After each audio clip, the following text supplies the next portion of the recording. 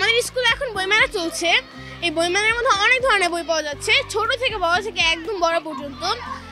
এখানে history books and ছোটদের story books, ছোটদের হচ্ছে অ্যালফাবেটের বুকস, নাম্বার বুকস, এসব বুকসও পাওয়া যাচ্ছে।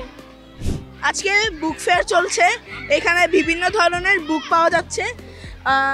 এই বুক ফেয়ারটা অনেকই মজা, অনেক ধরনের বুক পড়া যাচ্ছে, যেমন সায়েন্স ফিকশন, কমিক, এরপরে অনেকগুলি বই। আমার নাম মোহাম্মদ হাবিবুর রহমান, আমি রিফাত তাসনিয়ার বাবা। বাচ্চারা বই সম্পর্কে ধারণা পাবে এবং বই পড়ার প্রতি তারা আগ্রহী হবে, তারা মোবাইল রেখে বইয়ের পড়ার প্রতি আগ্রহ হবে। আমার আশা যে প্রতি বছর যেন এটা আরও বড় পরিসরে হয়। এই তো গল্পের বই নিলাম, শিয়াল পণ্ডিতের বই, ভালোই লাগলো। আমি স্ট্যান্ডার্ড 1-এ পড়ি আর আমার নাম আমিন। আমি কিনেছি বিউটি অ্যান্ড বিস্ট।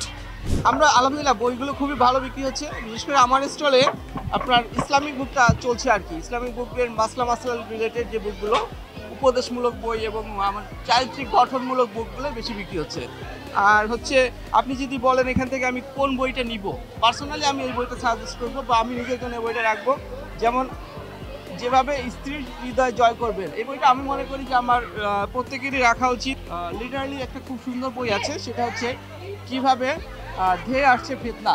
আসলে এখন তো বিশৃঙ্খল সময়, ফিতনা রিলেটেড অনেক কিছু চলছে মোবাইলে, আমরা এখন অনেক কিছুই দেখছি, মোবাইলের মাধ্যমে ফিতনাগুলি ছড়িয়ে যাচ্ছে। তো অ্যাকচুয়ালি এই বইটা আমাদেরকে সচেতন করবে। প্রত্যেকের উচিত বাচ্চাদের হাতে মোবাইল দেওয়ার আগে অন্তত একবার ভাবা যে মোবাইলের মাধ্যমে বাচ্চারা অ্যাডিক্টেড হয়ে যাচ্ছে। আমরা যদি কিছুক্ষণ অন্তত বইগুলো তাদের হাতে দিতে পারি, বিশেষ করে এখানে কিছু উপদেশমূলক বাচ্চাদের যে গল্পের বইগুলো আছে, সেগুলো আমরা যদি তাদের হাতে দিতে পারি, কিছুক্ষণ হলেও তারা মোবাইল থেকে দূরে থাকবে। প্লাস তারা হচ্ছে, কিন্তু আমরা ভাবি কি যে বাচ্চারা বই পড়তে চায় না। আলহামদুলিল্লাহ আমরা বই যখন মেলা শুরু করেছি তারপর থেকে দেখছি প্রচুর পরিমাণে বাচ্চারা এবং গার্ডিয়ানরা বই কিনছে। বাচ্চারা বই পছন্দ করে, আমাদের উচিত তাদেরকে বইয়ের কাছে নিয়ে আসা, তাদের এই সুযোগটা করে দেওয়া।